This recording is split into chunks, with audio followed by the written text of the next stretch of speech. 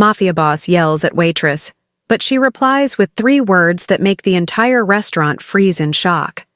Before we start, I love seeing this community grow. Feel free to introduce yourself below.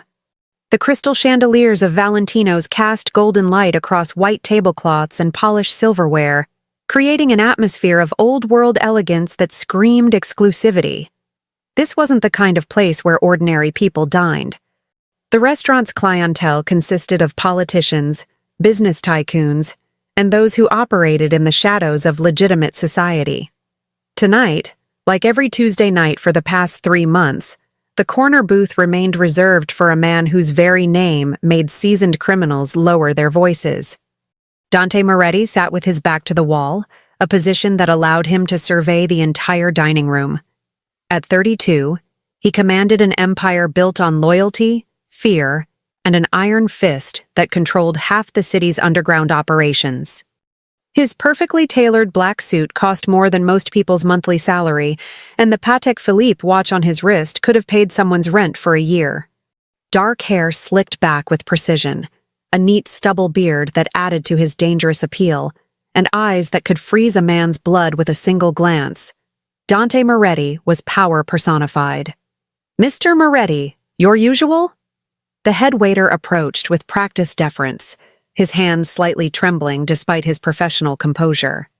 Dante didn't look up from his phone. "You know what I want, Antonio." "Of course, sir. Right away." Antonio retreated quickly, relief evident in his posture. Around the restaurant, conversations continued in hushed tones, but everyone was acutely aware of the man in the corner booth. They'd all heard the stories. Families who crossed the Morettis simply disappeared from the city. Business owners who refused protection found their establishments burned to the ground, though nothing was ever proven, of course. Dante Moretti didn't need to raise his voice or make threats. His reputation did the work for him. Sarah Mitchell pushed through the kitchen's swinging doors, balancing 3 plates with the practiced ease of someone who'd been waiting tables since she was 18. At 25, she was saving every penny for her final year of nursing school, working double shifts at Valentino's because the tips were better than anywhere else in the city. Her light brown hair was pulled back in a neat ponytail, and her red apron was spotless despite the dinner rush. "Table 7 needs more wine," she told Marco, the sommelier, before heading toward the main dining room. "Sarah, wait." Marco's voice held a warning note, but she was already gone. She'd noticed the corner booth was occupied again. The mysterious man who always sat alone, always ordered the same thing, and always left a tip that was larger than the bill itself. Sarah had served him twice before, and both times he'd barely acknowledged her existence beyond a curt nod. She didn't know who he was, didn't care to know. In her world, people were people, regardless of their bank accounts or social status. "Your osso buco, Mr. Moretti." Antonio placed the dish with reverent care. Chef Michel prepared it personally. Dante's phone buzzed. A text from his consigliere about a shipment issue at the docks. His jaw tightened as he read the details. Someone was stealing from him. Someone was stupid enough to skim off the top and think he wouldn't notice. He cut into the veal with more force than necessary, his mind already planning how to handle the situation. The Moretti family didn't tolerate theft. They dealt with problems permanently. Sarah approached table 12 with their entrees when she heard raised voices from the corner. She turned to see the man in the expensive suit glaring at his plate, his expression thunderous. "This is unacceptable," Dante's voice carried across the suddenly silent restaurant. "I asked for the meat medium rare. This is practically raw." Antonio rushed over, his face pale. "Mr. Moretti, I apologize profusely. I'll have Chef Michel." "I don't care what Michel does." Dante pushed the plate away with disgust. "This is incompetence, pure incompetence." The entire restaurant had stopped eating. Waiters froze mid-step.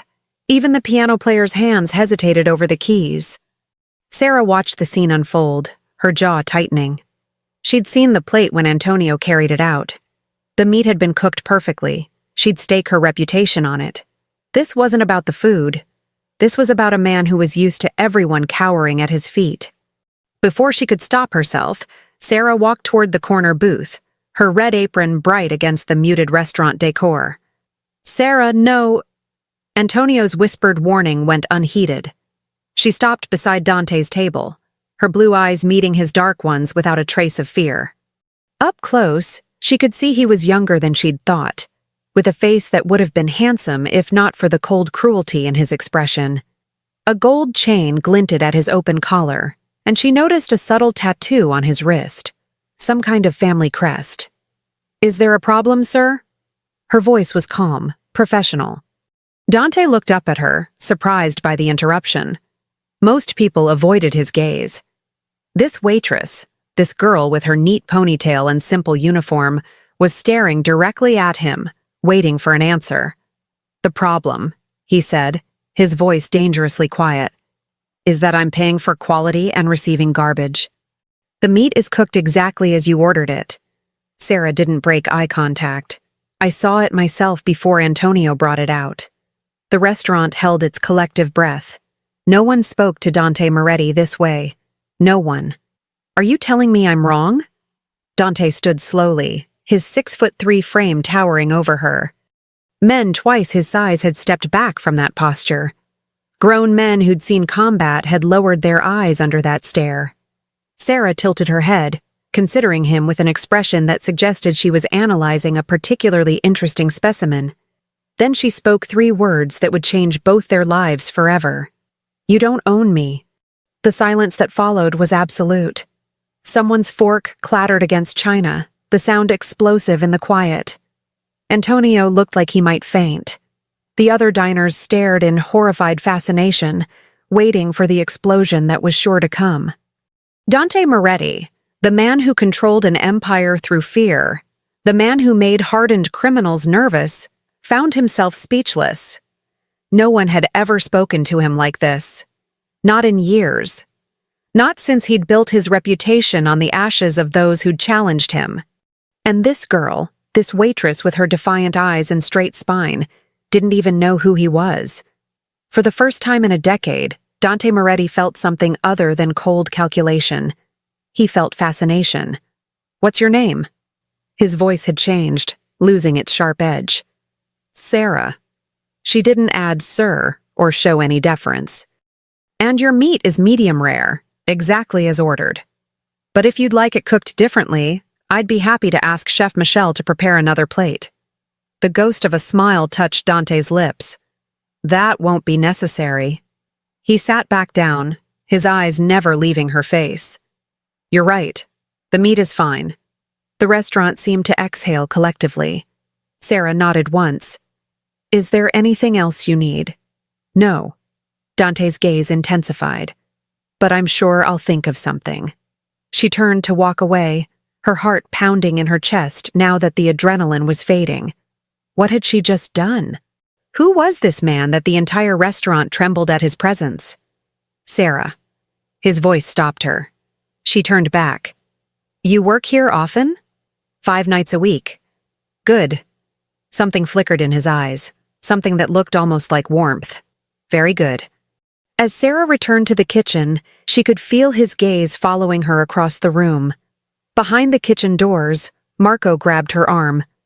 "Do you have any idea who that is?" His voice shook. "That's Dante Moretti, the Dante Moretti. He runs half the city's underground.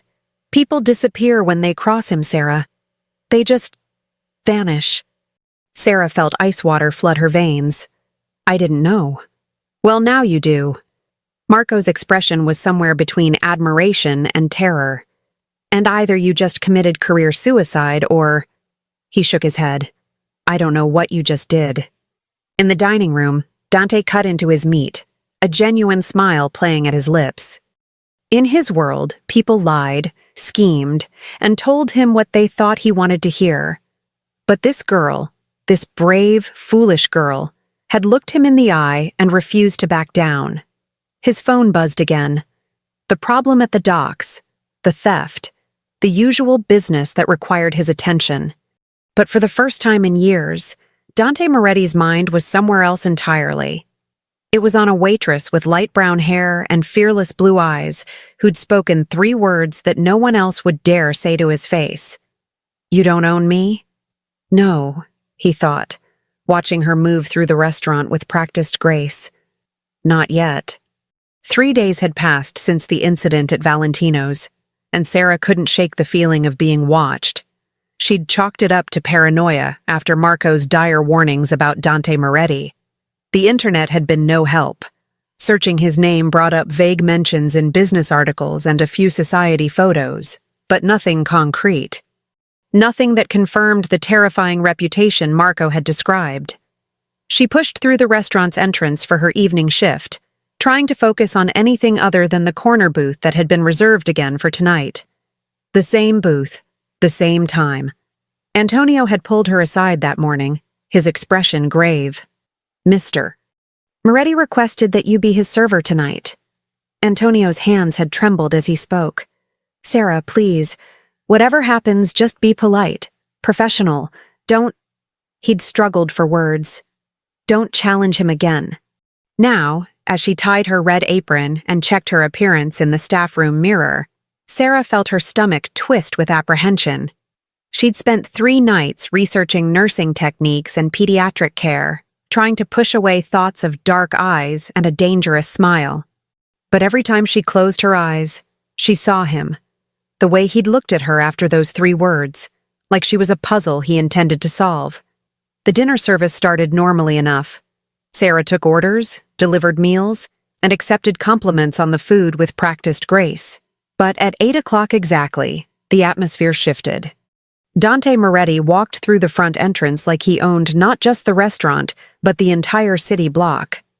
2 men flanked him. Bodyguards, Sarah realized, noting the telltale bulges under their jackets that suggested weapons she desperately hoped were just for show. Dante himself wore another impeccably tailored suit, this one charcoal gray with a black shirt underneath. No tie.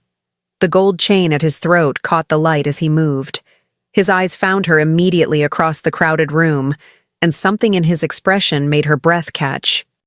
Antonio practically ran to greet him, ushering him to the corner booth with the kind of deference usually reserved for royalty. The bodyguards took up positions nearby, their presence making other diners shift uncomfortably in their seats. "Sarah." Antonio appeared at her elbow, his voice tight. "Table 1. She nodded, gathering her composure like armor. When she approached the corner booth, Dante was studying the menu he certainly had memorized by now. "Good evening, Mr. Moretti." Professional, polite. Exactly what Antonio had begged for. "Sarah." The way he said her name, like he'd been thinking about it, tasting it, made her pulse quicken. "I was hoping you'd be here tonight. I work 5 nights a week, as I mentioned." "Yes." His lips curved slightly. "You did mention that." An awkward silence stretched between them. Sarah waited, pen poised over her notepad. "Aren't you going to ask if I want my usual?" Dante's tone held amusement. "I assumed you'd tell me if you wanted something different. You assume a lot about me." "I assume nothing about you, Mr. Moretti. I don't know you." His smile widened. "No, you don't. But you're not afraid to stand up to me anyway." Being afraid and being respectful are different things. Sarah met his gaze steadily. "I'll show respect to anyone who shows it to me first." Dante leaned back in the booth, studying her with an intensity that made her feel exposed. "Do you know who I am now? I imagine your co-workers have filled you in. I know you're important enough that everyone in this restaurant treats you like you could destroy their lives with a word. And does that frighten you?" Sarah considered the question honestly. "It concerns me. Power without accountability usually does." A laugh, genuine and surprised, escaped him. "You're remarkable. Truly remarkable. I'm a nursing student who waits tables to pay tuition. There's nothing remarkable about that. You don't see yourself clearly." Dante's expression grew serious. "Most people look at me and see a title, a reputation, a threat. You look at me and see a man who was rude about his dinner. Weren't you?" "I was having a bad day." He paused. "That's not an excuse. It's an explanation. Apology accepted. Sarah's tone softened slightly. Now, what would you like to eat? Have dinner with me. The request hung in the air between them. Sarah blinked, certain she'd misheard. I'm working. After your shift, then. Mr. Moretti. Dante. His voice was quiet, but firm. When you're not on the clock, call me Dante. That wouldn't be appropriate. Why not? Sarah struggled for an answer that didn't sound like the truth, that every instinct screamed this man was dangerous, that getting involved with someone like him was career suicide at best, and actually lethal at worst. Because you're a customer, and I'm staff, there are boundaries. Boundaries. Dante repeated the word like it was foreign to him. I've built my entire life on breaking boundaries that other people accept as absolute. That's not the recommendation you think it is. Another laugh, this one tinged with something darker. No, I suppose it isn't. He studied her for a long moment. What if I told you I can't stop thinking about you?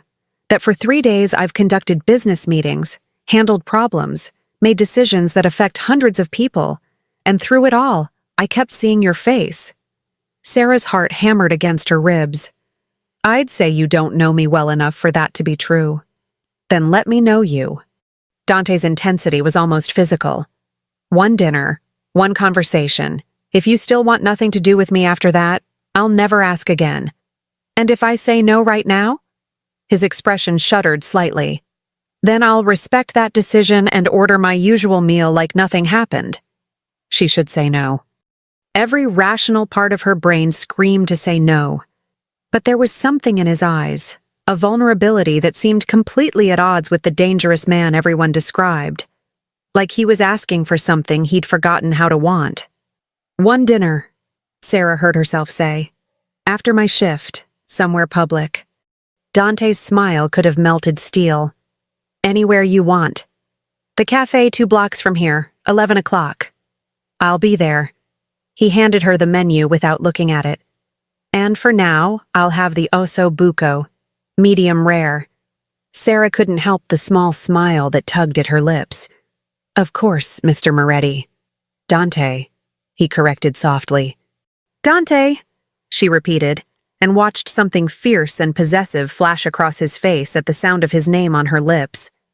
As Sarah walked back to the kitchen, she could feel the weight of every eye in the restaurant following her. What had she just agreed to? Marco would think she'd lost her mind. Antonio would probably have a heart attack. But when she glanced back, just once, Dante was watching her with an expression that looked almost like hope. And that, more than anything, terrified her. The rest of her shift passed in a blur.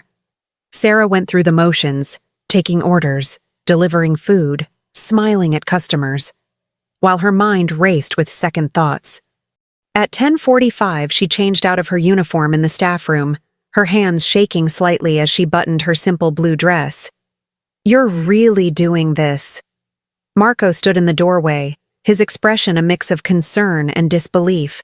One coffee, one conversation. With a man who makes senators nervous. Marco crossed his arms. Sarah, I've worked here for 8 years. I've seen things, heard things. The Moretti family doesn't play by normal rules. I know. Do you? Because this isn't some bad boy with a motorcycle, Sarah. This is... He lowered his voice. There are rumors about what happens to people who cross his organization, about the methods they use to maintain control. He's not going to hurt me over coffee, Marco. Maybe not directly, but his world? Marco shook his head. That world destroys people just by proximity. Sarah finished with her buttons, meeting her friend's worried gaze in the mirror. I appreciate your concern, really, but I can handle myself. That's what worries me. Marco sighed. You're strong enough to stand up to him, but maybe not smart enough to run away. The words followed her out of the restaurant and down the 2 blocks to Giuseppe's Cafe, a 24-hour spot popular with students and night shift workers. Through the wide windows, she could see Dante already seated in a corner booth, somehow making the humble cafe look like a high-end establishment just by his presence. His bodyguards waited outside, she noted. At least he'd respected her request for public. Sarah pushed through the door, and Dante stood immediately, the gesture old-fashioned and oddly charming. "You came." Relief colored his voice. "I said I would." Sarah slid into the booth across from him. "I don't make promises I can't keep." Up close, without the dramatic lighting of Valentino's, she could see details she'd missed before. Faint scars on his knuckles, a tiny scar above his left eyebrow, shadows under his eyes that suggested sleep didn't come easily. "Coffee?" Dante gestured to the server hovering nervously nearby. "Please, black." They sat in silence until the coffee arrived, both seemingly unsure how to begin this conversation they'd insisted on having. "Why me?" Sarah finally asked. "You could have anyone. Women who understand your world, who'd jump at the chance to be with someone like you." "Someone like me?" Dante's expression hardened slightly. "You mean someone who operates outside the law? Someone whose family name is synonymous with organized crime?" "I didn't say that. But you thought it. Marco told you, didn't he? About who the Morettis are?" Sarah didn't deny it. "He told me to be careful, that you're dangerous." "And are you? Being careful? I'm here, aren't I?" She wrapped her hands around the coffee mug. "That's either incredibly brave or monumentally stupid." "Brave," Dante said quietly. "Definitely brave." "You haven't answered my question. Why me?" He was quiet for a long moment, his fingers tracing the rim of his untouched coffee cup. When he spoke, his voice was different. Softer, with less of the commanding edge she'd heard at the restaurant. "Do you know what it's like to live in a world where everyone lies to you? Where every conversation is calculated, every smile is fake, every compliment is designed to gain favor or avoid punishment." Dante's dark eyes met hers. "I've lived that way since I was 22 years old. 10 years of people telling me what they think I want to hear instead of the truth. That sounds lonely." "It is." The admission seemed to cost him something. "And then you, this waitress I've never met, you looked me in the eye and refused to back down. You didn't care that I was angry, didn't care about my reputation or my family name. You just stood your ground. You were being unreasonable about the food." A genuine laugh escaped him. "I was. Completely unreasonable. I was angry about business and took it out on your chef's perfectly cooked veal. See, the truth isn't so hard. It is when you've forgotten how to tell it." Dante leaned forward, his intensity returning. "For 3 days, I couldn't stop thinking about those 3 words. You don't own me. Nobody talks to me like that, Sarah. Nobody dares. Maybe someone should have a long time ago. Maybe." His smile was sad. "My father used to say that absolute power corrupts absolutely. I always thought he was weak for believing that. Now I wonder if he was just wise enough to see the cage before it closed." Sarah felt her defensive walls cracking slightly. This wasn't the dangerous crime lord Marco had described. This was a man who seemed tired of his own power, exhausted by the role he'd been born into. "How did you end up in this life?" The question escaped before she could stop it. Dante's expression shuddered. "That's a longer conversation. One I'm not sure you're ready for. Try me." He studied her face like he was trying to determine how much truth she could handle. "My father ran the Moretti organization before me. When I was 22, rivals made a move against us. My father. He didn't survive the power struggle that followed. I'm sorry. Don't be. He knew the risks." Dante's voice was flat, emotionless in the way of someone who'd learned to bury pain deep. "I inherited his empire, his enemies, and his reputation. I was given a choice: lead the family or watch it crumble while vultures picked at the remains. That's not much of a choice." "No," he agreed. "It wasn't." Sarah found herself leaning forward, drawn into his story despite her better judgment. "Do you ever regret it? The life you chose?" "Every day." The answer was immediate and raw. "But regret doesn't change reality. I've done things." He stopped, his jaw tightening. I've made decisions I can't take back. Built a reputation on fear and absolute control because in my world, weakness gets you killed. And now? Now I'm sitting in a cafe at midnight, drinking coffee with a nursing student who stood up to me over veal. And I can't remember the last time I felt this normal. Dante's laugh was self-deprecating. Pathetic, isn't it? It's honest. Sarah reached across the table before she could second-guess the gesture, her hand covering his. And honesty is never pathetic. The moment her skin touched his, electricity seemed to arc between them. Dante's eyes widened slightly, and Sarah felt heat flood her cheeks. She started to pull away, but his other hand covered hers, holding it gently in place. Sarah. Her name was barely a whisper. You should run from me. You should finish this coffee, walk out that door, and never look back. Is that what you want? What I want. His grip tightened slightly. What I want is dangerous for both of us. Let me make my own decisions about danger. Dante's phone buzzed insistently on the table. He ignored it. It buzzed again. And again. Finally, with obvious reluctance, he glanced at the screen. Whatever he saw there made his expression go cold and hard, the dangerous crime lord replacing the vulnerable man in an instant. I have to go. He stood abruptly. There's a situation that requires my attention. Is everything okay? It will be. The promise in those 3 words was ominous. Once I handle it. Sarah stood too, suddenly uncertain. Will I see you again? Dante pulled out his wallet, leaving $300 bills on the table for 2 cups of coffee. When he looked at her, the warmth had returned to his eyes despite the tension in his jaw. Count on it. He hesitated, then reached out to tuck a strand of her light brown hair behind her ear, the gesture surprisingly gentle from such dangerous hands. Be careful going home. Take a cab. I left enough to cover it. I don't need... Please. Go. The word seemed to pain him. Let me do this one normal thing. Let me worry about you getting home safely. Sarah nodded, too overwhelmed to argue. Dante started toward the door, his bodyguards materializing from the shadows outside. At the threshold, he turned back. Those 3 words you said at the restaurant? You were right. I don't own you. His smile was fierce and possessive all at once. But I'm going to spend every day trying to earn the right to be in your life.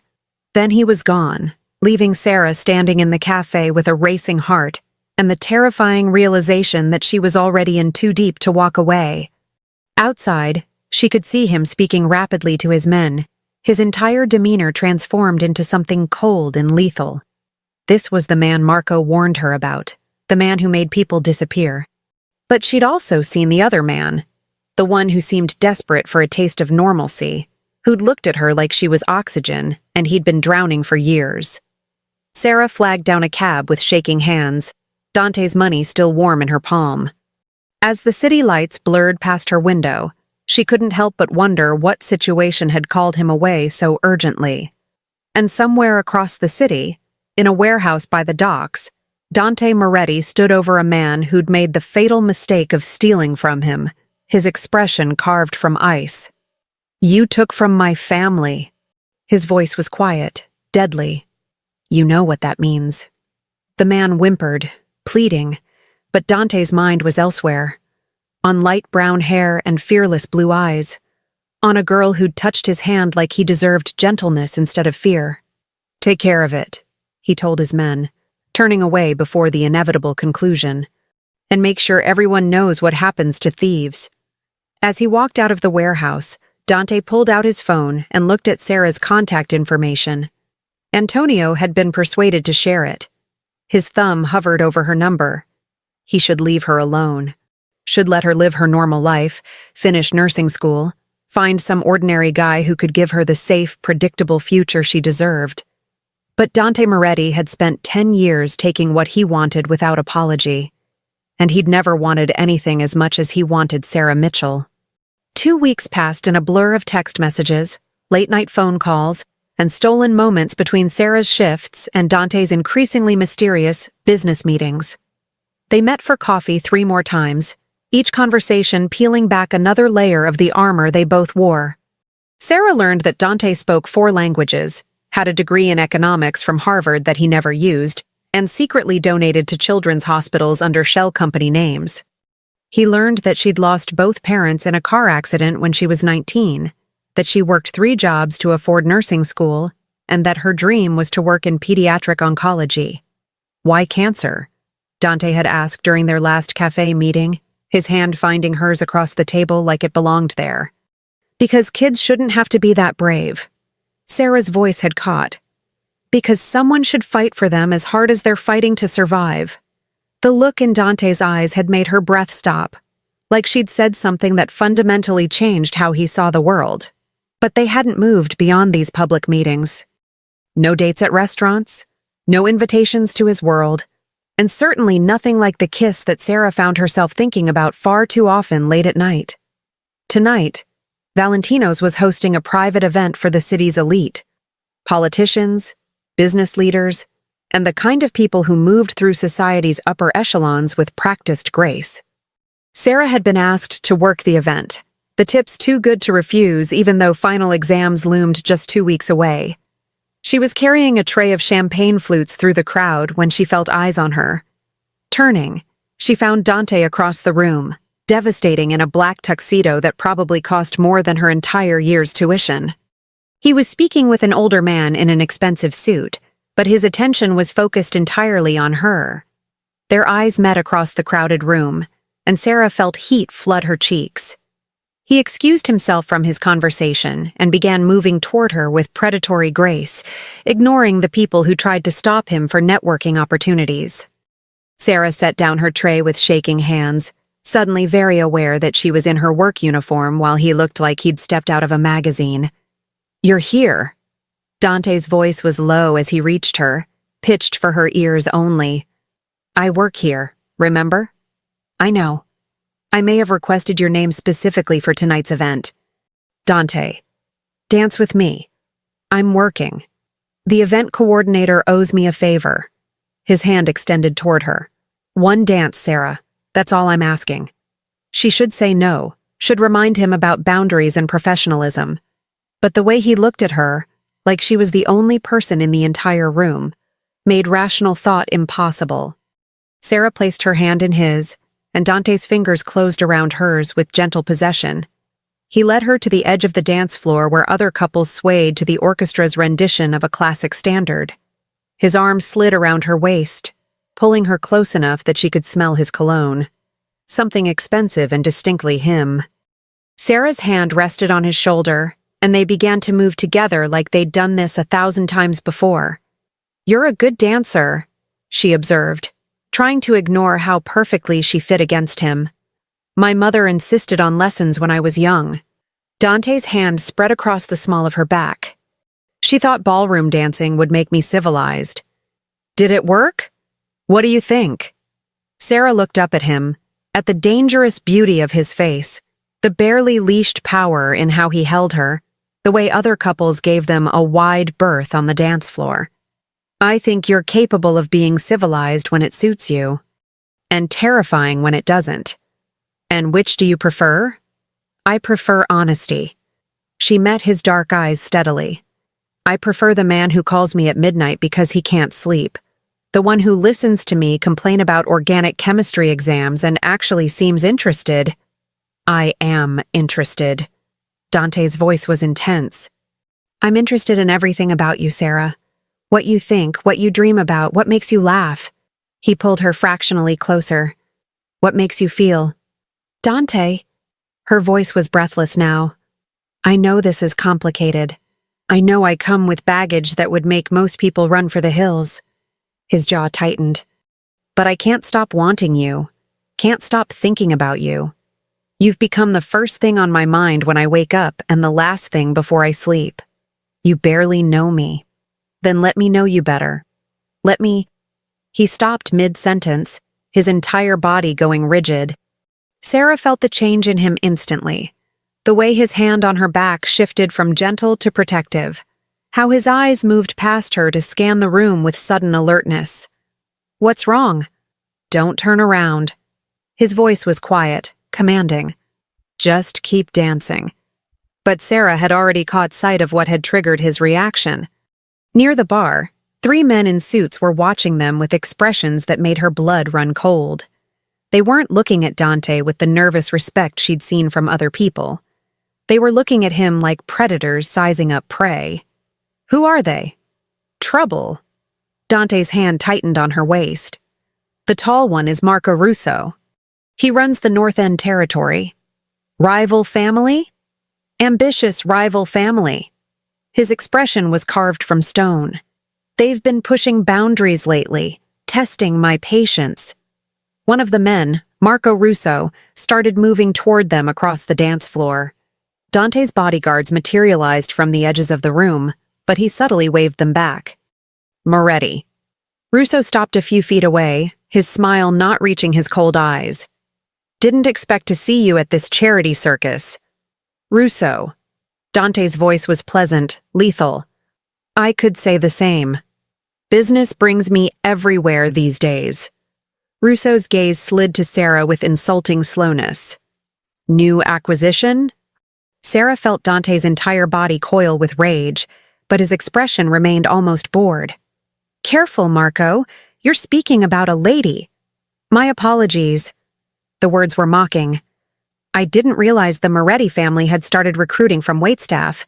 Times must be tough. Walk away, Russo. Dante's voice dropped to something that barely qualified as human. While you still can. Or what? You'll make me disappear like the others? Russo laughed, though there was an edge of nervousness to it. We both know those days are numbered. New blood is coming to this city, Moretti. Your family's reign is ending. The orchestra had stopped playing. The entire ballroom had gone silent, everyone watching the confrontation with horrified fascination. Sarah felt Dante's hand trembling slightly against her back. Not with fear, she realized, but with the effort of restraining himself from violence. This isn't the place. Dante's words were ice. But soon, Marco. Very soon, we're going to have a long conversation about respect. Looking forward to it. Russo's smile was ugly. In the meantime, enjoy your waitress, while you still can. He walked away, his men following like shadows. The orchestra resumed playing, but the festive atmosphere had shattered. Dante's jaw was set so hard Sarah worried he might crack a tooth. I need to go. Now. Dante, wait. No. He stepped back from her, and the loss of his warmth felt physical. You need to stay away from me, Sarah. I thought I could... He ran a hand through his hair, destroying its perfect style. I thought I could keep you separate from this world, but I was wrong. What are you talking about? Russo knows about you now. He saw us together, which means... Dante's expression was anguished. Which means you're a target, a weakness he can exploit. I can handle myself. Not against people like him. Dante's hands framed her face, his touch gentle despite the fear in his eyes. You don't understand. These aren't people who play by rules, who have limits. If Russo thinks hurting you will hurt me. He couldn't finish the sentence. Then what? You're going to walk away? Pretend these last 2 weeks didn't happen? If it keeps you safe, yes. Sarah grabbed his wrists, holding his hands against her face. That's not your decision to make. I'm not some fragile thing that needs to be protected from reality. But you are precious. Dante's voice cracked slightly. You're the first good thing I've had in a decade, Sarah. The first pure, honest thing in a life built on lies and violence. I won't let that world touch you. It already has. She pulled his hands down but didn't let go. The moment I stood up to you in this restaurant, the moment I agreed to that first coffee, I stopped being separate from your world. Then I'll push you out of it, for your own good. No. Sarah's voice was fierce. You don't get to decide what's good for me. You don't get to make this choice alone. Before Dante could respond, his phone buzzed with an urgency that suggested catastrophe. He looked at the screen, and whatever he saw there drained the color from his face. What is it? Russo's men just hit one of my warehouses. His voice was hollow. This is a declaration of war. Dante, I have to go. He was already moving toward the exit, his bodyguards flanking him. "Stay here. Stay in public. I'll have someone watch your apartment until this is over." Until what's over? But he was already gone, leaving Sarah standing alone on the dance floor while the orchestra played on and the city's elite pretended not to stare. Sarah's hands shook as she returned to work, going through the motions of serving drinks while her mind raced. This was the world Dante lived in, where threats at parties preceded actual violence, where men talked about eliminating rivals like they were discussing business acquisitions. The event ended at midnight. Sarah changed out of her uniform in the staff room, checking her phone compulsively for messages from Dante. Nothing. She stepped outside to find a black SUV idling at the curb, one of Dante's vehicles, with his head of security behind the wheel. "Ms. Mitchell." The man's voice was professional. "Mr. Moretti asked me to ensure you get home safely." Sarah wanted to argue, to insist she didn't need protection, but the memory of Marco Russo's cold eyes stopped her. She climbed into the SUV, hyper-aware of the second vehicle that followed them through the dark city streets. Her apartment building looked the same as always. The familiar brick facade, the broken light on the third floor, the sounds of her neighbors' lives filtering through thin walls. But now Sarah saw it through new eyes, understanding how vulnerable she was here. The security guard walked her to her door, checking the apartment before allowing her inside. "I'll be in the lobby, Ms. Mitchell. You need anything, call this number." He handed her a card. Alone in her small studio, Sarah finally allowed herself to process what had happened. Dante's anguished expression, Russo's threatening smile, the revelation that simply being associated with Dante Moretti made her a target in wars she didn't understand. Her phone buzzed. Finally. "Dante. Are you home safe?" Sarah. "Yes. Your security is very thorough." Dante. "Good. Stay there. Lock the doors. Don't go anywhere alone until I tell you it's safe." Sarah. "What's happening?" The three dots indicating he was typing appeared and disappeared several times before his response came through. Dante. "Things I hoped you'd never have to know about. The reality of who I am and what my world looks like when it turns violent." Sarah. "Are you safe?" The question hung unanswered for long minutes. Dante.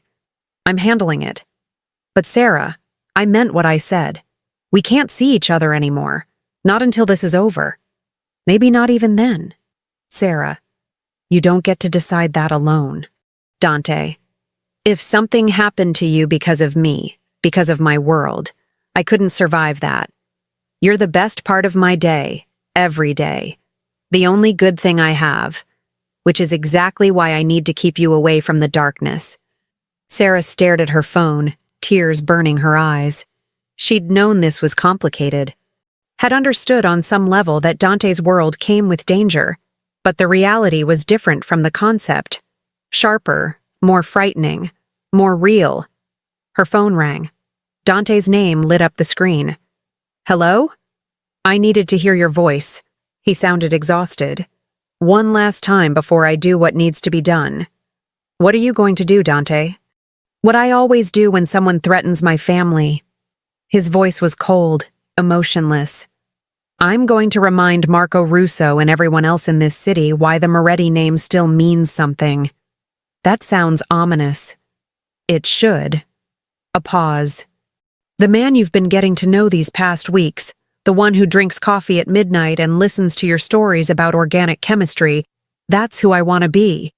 But it's not who I am when my family is under attack. You're both people, Dante. One doesn't erase the other. Doesn't it?" His laugh was bitter. "Sarah, I've done things that would horrify you, made decisions that destroyed lives. My hands aren't clean and they never will be." "I know." Her voice was quiet but steady. "I've known from the beginning that you're not some misunderstood hero. But I also know you're capable of tenderness, of caring, of being more than what your world demands. You see what you want to see. I see the truth. Both truths." Sarah wiped at her tears. The question is whether you're brave enough to let yourself be both people instead of just the monster everyone expects. Silence on the line, broken only by the sound of his breathing. I have to go, Dante finally said. The situation requires my attention. Will you call me? After? Sarah, please, just let me know you're okay. I'll text you. His voice softened fractionally. Lock your doors. Stay safe. You too. The line went dead. Sarah stood in her apartment, hugging herself against a chill that had nothing to do with temperature. Somewhere across the city, Dante was preparing to wage war. To be the dangerous crime lord instead of the man who couldn't sleep without hearing her voice. And she was falling in love with both versions of him. Which, Sarah reflected as she locked her doors and windows with shaking hands, made her either the bravest woman in the city or the biggest fool. Possibly both. Outside her building, 2 of Dante's security team took up positions in the shadows. Inside, Sarah curled up on her couch with her phone clutched in her hand, waiting for a text that might never come. Across the city, in the private back room of a social club that never officially existed, Dante Moretti sat at the head of a table surrounded by his most trusted men. Russo made his choice when he hit our warehouse. His voice was cold, calculated. Now we show him what choosing wrong looks like. The men nodded, their expressions grim. They all knew what was coming, the kind of response that would echo through the city's underground for months. But as Dante outlined his strategy, his mind kept drifting to light brown hair and fearless blue eyes. To a girl who believed he could be more than a monster. For her, he thought, he would end this war quickly, decisively. And then he would have to make the hardest choice of his life. Keep Sarah safe by walking away, or risk her safety by asking her to choose him despite everything she now knew. His phone sat on the table, silent and accusing. 3 words kept echoing in his mind, the same 3 words that had started everything. You don't own me. No, Dante thought as he prepared to unleash hell on Marco Russo. But you own me, Sarah Mitchell. You own every part of me that remembers how to be human. And that, more than any threat from rivals, terrified him completely. 3 days of silence. Sarah went to class, took exams, and served tables at Valentino's with mechanical precision, while her mind remained locked on her phone, waiting for a text that never came. The security detail outside her apartment building had doubled. Grim-faced men in dark suits who nodded politely when she passed, but refused to answer questions about Dante. The city felt different now. Sarah noticed things she'd been blind to before, the way certain neighborhoods went quiet when expensive cars rolled through, how people on the street would suddenly find somewhere else to be when men in suits appeared, the unspoken understanding that some businesses were fronts for activities that never appeared on tax returns. She'd been living in Dante's world without realizing it. Now she couldn't unsee it. On the 4th morning, Sarah woke to find her phone flooded with news alerts. A massive fire at a warehouse in the North End. Federal investigations into the Russo family's business operations. Marco Russo himself had reportedly left the city, though the articles were vague about whether his departure was voluntary. The war, it seemed, had ended. But at what cost? Sarah's phone finally buzzed with a text. Dante, can I see you? Tonight, the cafe. Please. Her hands shook as she typed her response. Sarah, what time? Dante, whenever you can get there. I'll wait as long as it takes. She should have been angry about the days of silence, the fear and uncertainty. Instead, Sarah felt relief flood through her so intensely it made her dizzy. He was alive, he was safe, and he wanted to see her. Sarah called in sick to work, the first time she'd done so in 3 years, and spent the day oscillating between excitement and dread. What would he tell her? How bad had things gotten? And most importantly, did he still want to push her away for her own protection? By 7 o'clock, she couldn't wait any longer. Sarah dressed carefully in a blue sweater and jeans, applied minimal makeup, and braided her light brown hair over one shoulder. In the mirror, she looked young and nervous. Nothing like someone who should be involved with a man who wielded the kind of power Dante commanded. The cafe was nearly empty when she arrived. Dante sat in their usual corner booth, and Sarah's breath caught at the sight of him. He looked exhausted, shadows under his eyes, his normally perfect hair slightly disheveled, and a tension in his shoulders that suggested he hadn't slept in days. When he saw her, something in his expression cracked. Relief, longing, and pain all mixed together. Sarah slid into the booth across from him, and for a long moment, they just stared at each other. "You look terrible," she finally said. A surprised laugh escaped him. "Always honest. You asked me to be." "I did."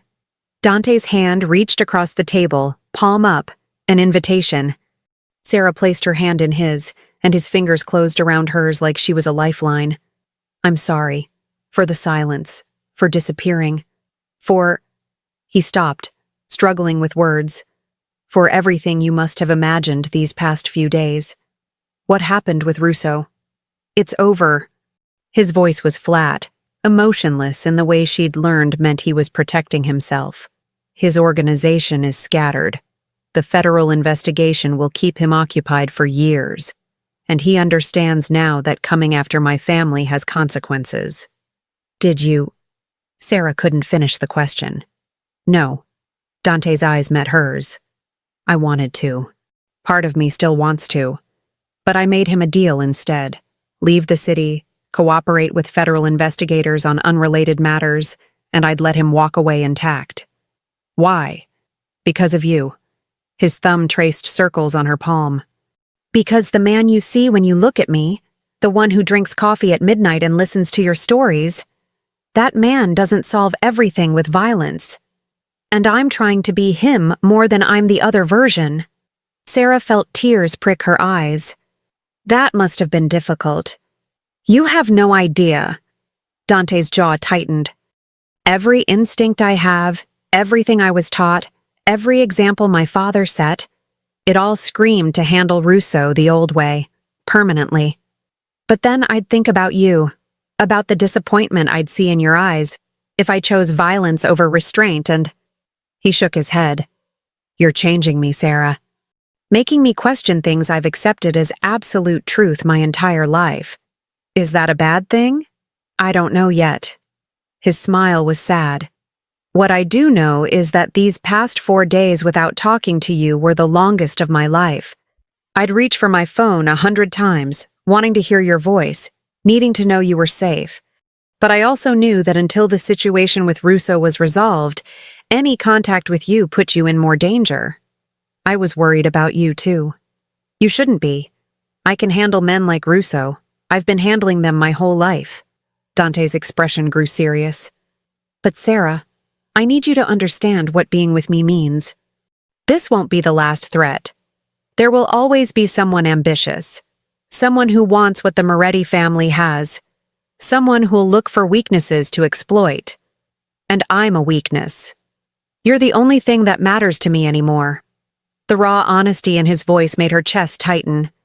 "Which, yes, makes you a vulnerability in a world where showing vulnerability can be fatal." Sarah was quiet for a long moment, processing what he was really saying. "You're trying to push me away again, for my own good. I'm trying to give you all the information so you can make an informed choice." Dante's grip on her hand tightened. "I won't lie to you, Sarah. Being with me comes with risks. Security details, limited privacy. Always wondering if someone is watching, waiting for an opportunity. It's not the normal life you deserve. And if I choose that life anyway, risks and all?" Hope flickered in his dark eyes, quickly suppressed. "Then I'd spend every day trying to be worthy of that choice, trying to be more of the man you see and less of the monster everyone else fears." "You're not a monster, Dante. I've done monstrous things. To protect your family, to survive in a world you were born into."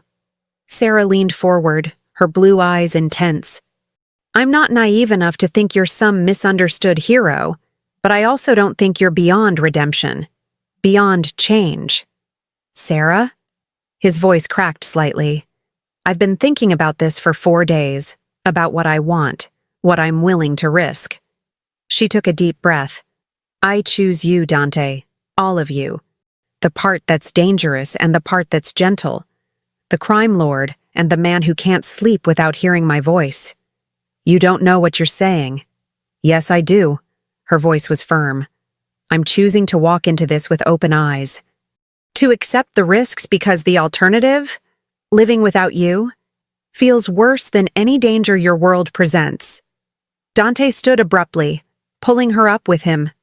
Before Sarah could process what was happening, his hands framed her face, and his lips crashed against hers in a kiss that was equal parts desperation and reverence. Sarah gasped against his mouth, and Dante took advantage, deepening the kiss with an intensity that made her knees weak.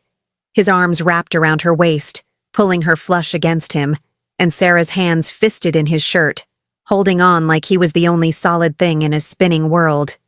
When they finally broke apart, both breathing hard, Dante rested his forehead against hers. I love you. The words tumbled out like a confession. I know it's too soon. I know I shouldn't feel this strongly this fast. But Sarah, I love you. You've become essential to me in a way I didn't think was possible. I love you too. Sarah's voice was barely a whisper. I'm terrified and exhilarated and completely out of my depth. But I love you. Dante pulled back just enough to look at her. His expression transformed. The exhaustion was still there, the shadows under his eyes, but now there was also something that looked like joy. Come home with me. His voice was rough. Not for, I just want you close. Want to fall asleep knowing you're safe. Sarah nodded, beyond words. The drive to Dante's penthouse was quiet, his hand never leaving hers in the back of the SUV. His security team followed at a discreet distance, and Sarah tried not to think about the fact that she needed armed guards to visit her boyfriend's home. The penthouse was everything Sarah had expected, and nothing like she'd imagined. Yes, there was luxury, floor-to-ceiling windows overlooking the city, furniture that probably cost more than her yearly tuition, art on the walls that might have been original masterpieces. But there were also unexpected details that revealed the man beneath the title. Books everywhere, dog-eared and well-read. A telescope pointed at the night sky. Framed photos of a woman who had to be his mother, her smile warm and genuine. A guitar in the corner, worn from use. You play? Sarah gestured to the instrument. Used to, before... Dante shrugged. Before everything else took priority. You should start again. Maybe I will. He pulled her into his arms, just holding her. Stay with me tonight. Every night. Move in here where I know you're protected. Dante, I can't just... I know. Too fast. Too much. He pressed a kiss to her temple. But promise me you'll think about it. About making this permanent. Sarah pulled back to look at him. Permanent as in living together? Or permanent as in something more? All of it. Dante's expression was fierce, possessive, and completely vulnerable all at once. I want everything with you, Sarah, the whole impossible future. But I'll take whatever you're willing to give and be grateful for it. Ask me again. Her heart was racing. In a few months, when we've had time to navigate this together. When I've finished school and you've had more time to restructure your business into something legitimate. You want me to go legitimate? I want you to have options. Sarah's hand rested over his heart. To build something that isn't dependent on fear and violence. I think you're capable of that. I think you want that. Dante was quiet for a long moment. I've been thinking about it.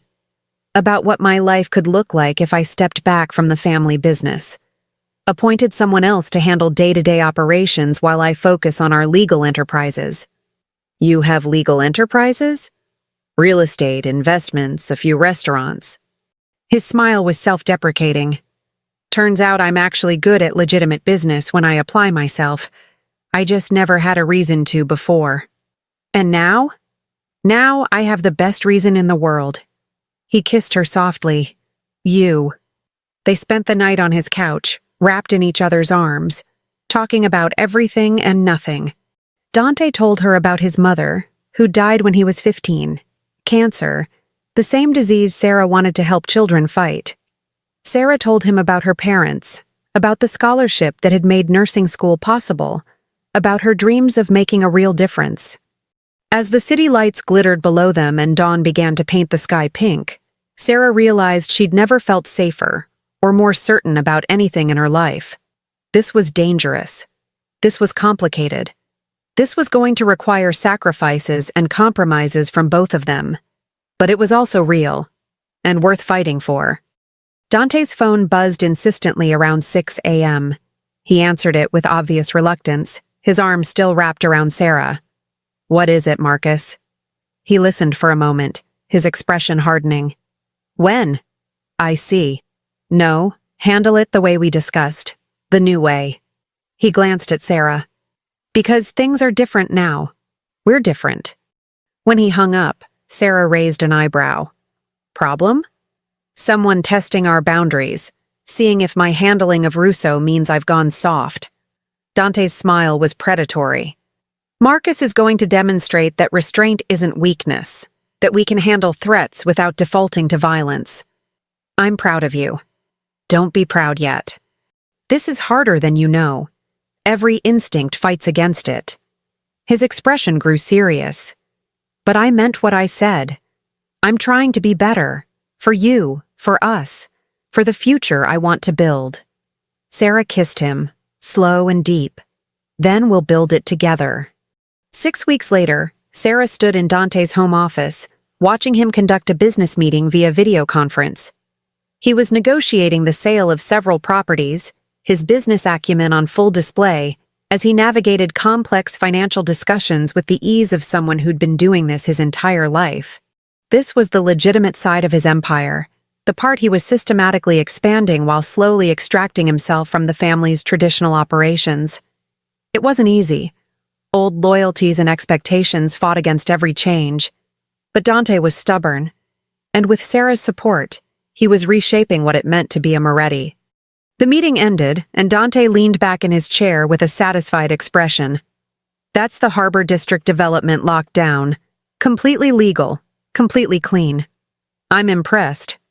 Sarah moved behind him, her hands resting on his shoulders. "How much of the business is legitimate now?" "About 40%. He tilted his head back to look at her. "Another year and I think I can get it to 70, maybe higher. And the rest? Being transferred to trusted people who understand that things are changing, that the Moretti family is moving in a new direction." His hand covered hers. "It's slow, frustrating, but it's working." Sarah had moved into the penthouse 3 weeks ago, her small apartment packed up and left behind. Nursing school was demanding, but Dante had converted one of his spare rooms into a study space for her, complete with medical textbooks and a state-of-the-art computer system. Her finals were in 2 weeks. After that, she'd graduate and begin her residency at Children's Memorial Hospital, a position that had nothing to do with Dante's influence and everything to do with her stellar academic record and passionate interview. Life had settled into an unexpected rhythm. Sarah studied and attended classes while Dante rebuilt his empire into something that could survive without fear as its foundation. They had dinner together every night when possible, long conversations about their days, their dreams, their future. The security was still there, guards at the building entrance, background checks on anyone who came near Sarah, armored vehicles for transportation. But she'd grown accustomed to it, understanding that this was the price of loving Dante Moretti. "I have something for you." Dante stood, pulling a small velvet box from his desk drawer. Sarah's heart stopped. "Dante, it's not what you think." His smile was gentle. "Not yet. I promised to wait until you finished school." He opened the box to reveal a delicate gold necklace with a small pendant. A lion, the symbol of the Moretti family, but rendered in elegant, understated lines. "It's beautiful. It's protection." Dante's expression grew serious. "Everyone in our world knows this symbol. Wearing it means you're under Moretti protection. That hurting you means declaring war on my entire family." Sarah understood the significance of what he was offering. This wasn't just jewelry. It was a statement to everyone in his world that she was his, and therefore untouchable. "Will you wear it?" Dante's voice held uncertainty, like he genuinely feared she might refuse. Yes. Sarah turned, lifting her hair so he could fasten the clasp. The pendant settled against her skin, warm and surprisingly comfortable. When she turned back, Dante's expression was fierce. I know I said I'd wait to ask the big questions. But Sarah, I need you to know. When you graduate, when you're ready, I'm going to ask you to marry me. And I hope you'll say yes. I hope so too. Her voice was soft but certain. Dante pulled her into his arms, and Sarah melted against him, marveling at how natural this had become. 6 weeks ago, she'd been terrified of this world, of what it meant to love someone like Dante. Now she couldn't imagine her life without him. His phone buzzed. Dante glanced at the screen and swore under his breath. What is it? Marco Russo. His jaw tightened. Apparently, exile and federal investigations weren't enough to keep him quiet. He's been talking to the press, making accusations about the family's business practices. Can he prove anything? No, but he doesn't need to. Rumors and suspicion can be just as damaging as facts. Dante set the phone down, his expression calculating. I need to handle this before it becomes a real problem. How? The old me would have silenced him permanently. Dante's hand found hers. The new me is going to fight him in court, with lawyers and legal documents instead of threats. That's terrifying, weak, completely against everything I was taught? Dante's laugh was self-deprecating. Yeah, but it's also the right thing to do, the legal thing, the thing that doesn't risk everything I'm trying to build. Sarah kissed him, proud and terrified in equal measure. When do you meet with the lawyers? Tomorrow morning. He pulled her closer. Want to come with me? See how boring legitimate business can be? I have class. Skip it. This once. His smile was teasing. Live dangerously. I'm dating you. I live dangerously every day. They spent the evening on the balcony, watching the sun set over the city that Dante had once controlled through fear and now sought to influence through legitimate means. Sarah quizzed him on the Harbor District development while he helped her memorize medication dosages for her upcoming exam. It was domestic, normal. Exactly the kind of life Sarah had thought impossible 6 weeks ago. Do you miss it? Sarah asked as darkness fell. The power? The fear? Being the person everyone was afraid to cross? Dante was quiet for a long moment. Sometimes, when I'm in a meeting and someone pushes back, my first instinct is still to remind them who I am, what I'm capable of. He looked at her. But then I think about coming home to you, about building something that isn't dependent on violence, and I realize I don't miss it as much as I thought I would. What do you miss? The certainty. When you rule through fear, everything is clear-cut. You know exactly where you stand, what your options are.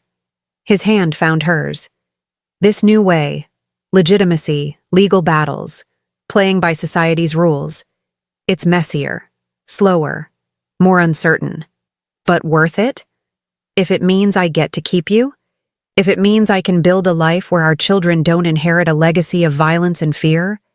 Dante's smile was soft. Then yes, absolutely worth it. Sarah's breath caught. Children? Eventually, if you want them. His thumb traced circles on her palm.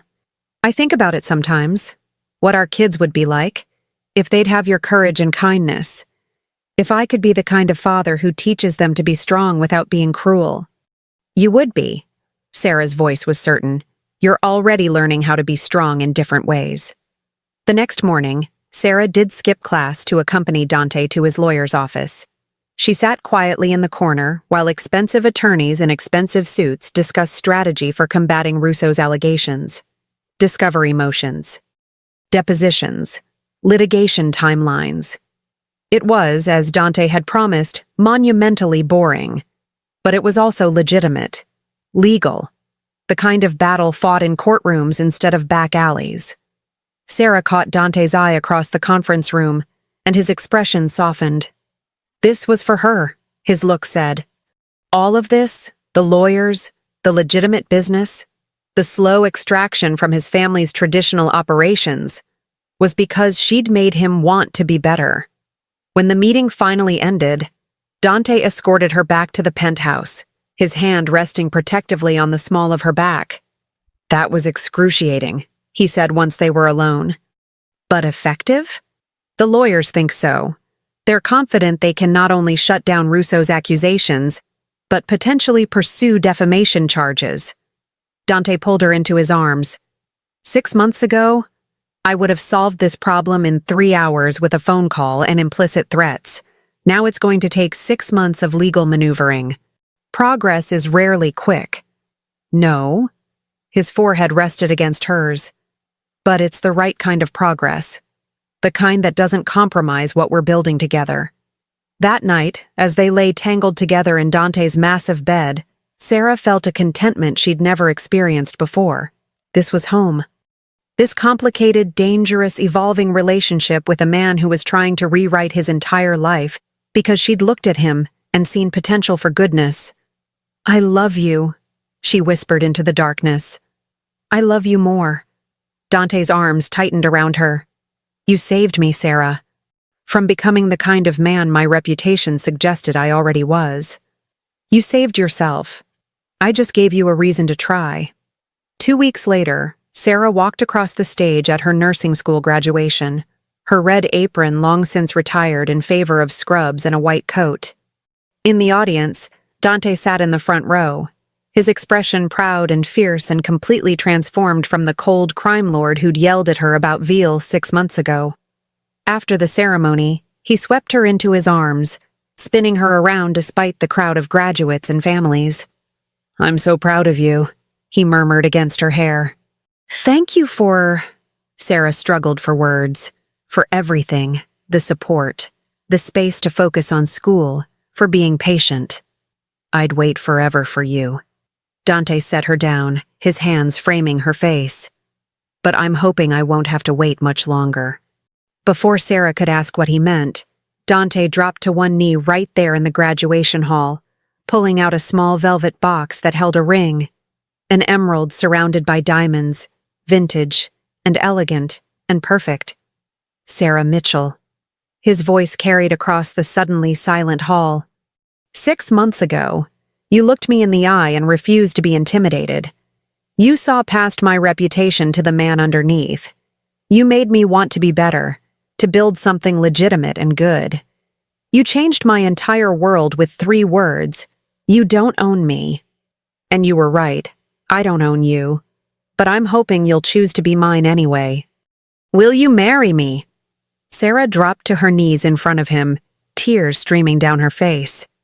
"Yes. God. Yes."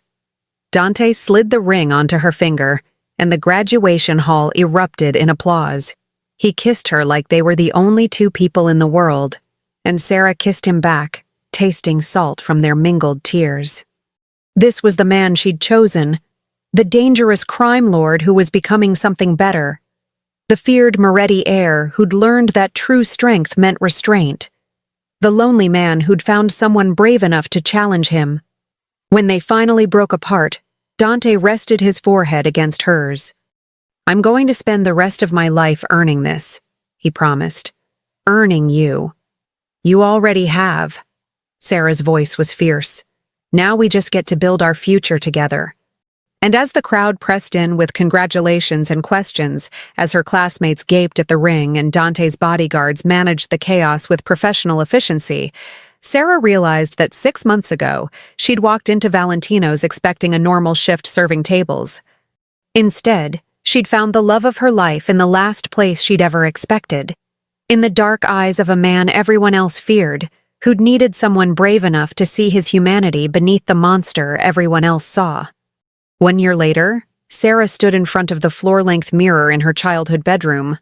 Or rather, the bedroom Dante had meticulously recreated based on her descriptions and the few photos she had from before her parents' deaths. He'd wanted her to have a space that felt like home as she prepared for their wedding. The dress was simple elegance, ivory silk that draped perfectly, with delicate lace at the shoulders, and a train that whispered across the hardwood floor. Her light brown hair was styled in soft waves, partially pinned up with small flowers woven through. The Moretti lion pendant rested against her skin, familiar and comforting.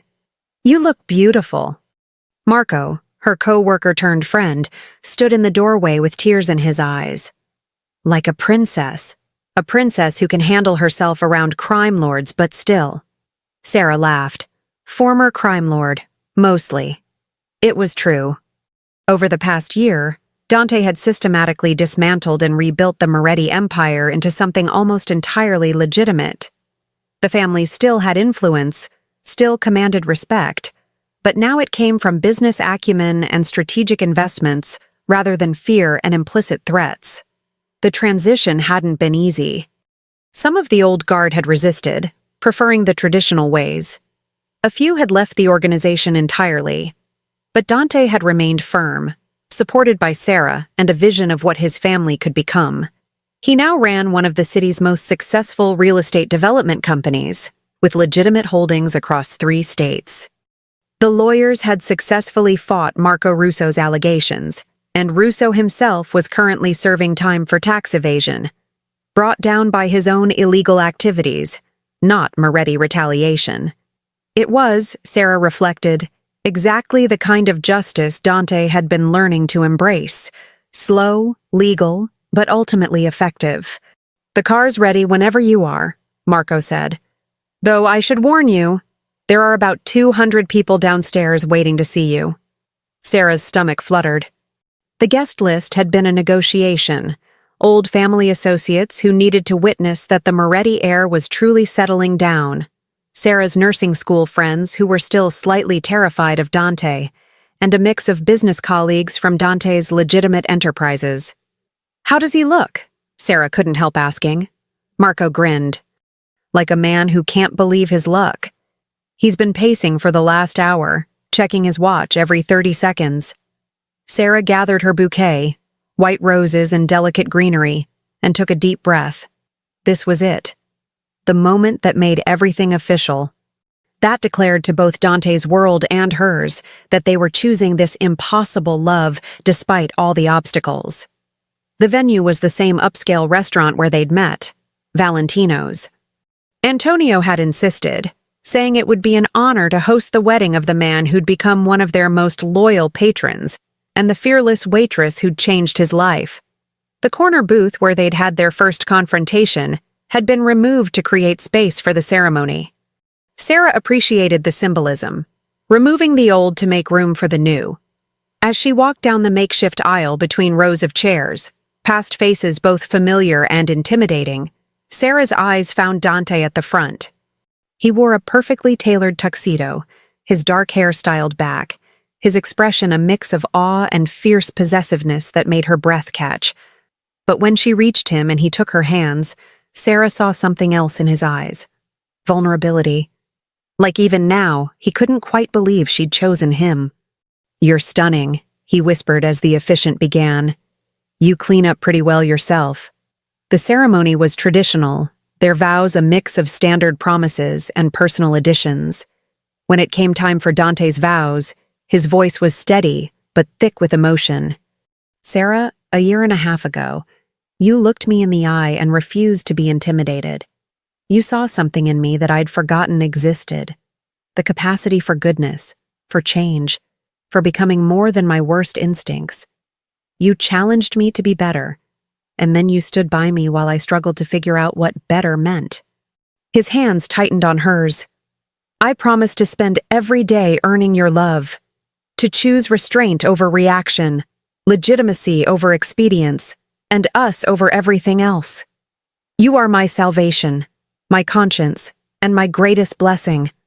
I will protect you, cherish you, and love you until my last breath." Sarah's vows were simpler, but no less heartfelt. "Dante, you taught me that courage isn't the absence of fear, it's choosing to move forward despite it. You showed me that people can change, that redemption is possible, and that love can transform even the darkest situations into something beautiful. I choose you, all of you, every day for the rest of our lives."